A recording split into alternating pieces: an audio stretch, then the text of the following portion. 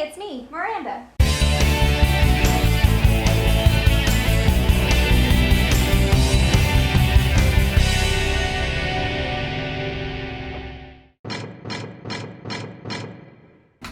What is so unique about this film?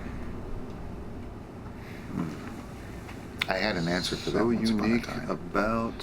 The script is probably what's the most unique thing about this film. Very unique. That we didn't take the regular path. We are not making the normal choices. Whenever they first gave me the script, they didn't give me all of it. They didn't give me the ending.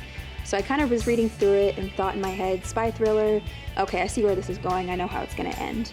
Then we sat down in a meeting and I finished reading the script and thought, okay, no, I was wrong, that's not how it's gonna end.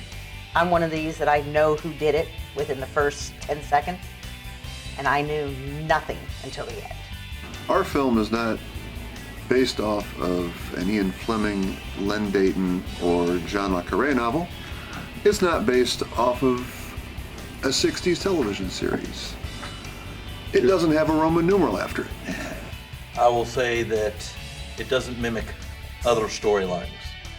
It's not cookie cutter. There are so many things out today that are remakes, or they're just an exact copy of something else that was done. They just smack another title on it, and it's just its own thing. So we're focused on what's important, and I think plot and characters are important. Your question was what makes us unique, is that we're very much aware of that. There's nothing original anymore. And this is actually an original piece, and that's what I really appreciate about it. What the world is screaming for is something that's original and fun and clever and compelling and not intellectual, but intelligent. It's definitely different than what you see out there now and what you've seen out there before, and so I feel like that's really what makes this film so unique.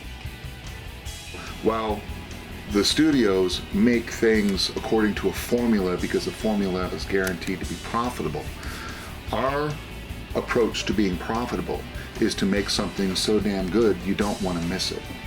Unlike other genres like horror movies, comedies, romances, those movies, they don't require such a, I feel, they don't require such a high budget, especially if you're just doing an indie film. It's just that we are concerned primarily with the quality. The quality is job one, with an eye to, can we afford this? Order 86, as an indie film, it has a bigger obstacle to overcome in the fact that we've got all these, car explosions, gunfights. And there are next to no computer effects in it. Those require a lot more of a budget to really make happen, and you just can't do that with the other indie genres, I feel. I'm making sure that everybody brings the coconuts.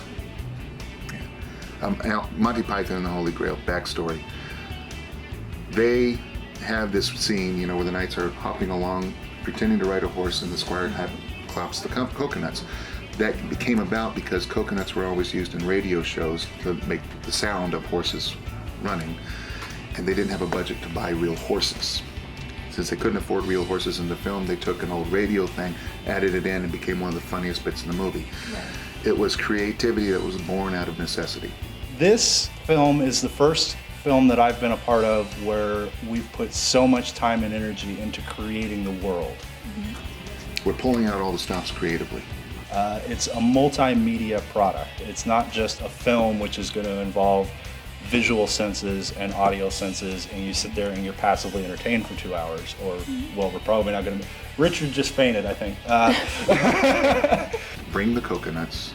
But there's a whole system being put out there of in the world information that you can see the film and stand alone and you'll understand everything, but there's just so many gems that we're building into understanding everything that's going on. And everybody involved cares very passionately about getting it done.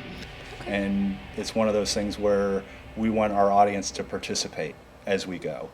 If we are successful with this film, I expect to have a lot of imitators.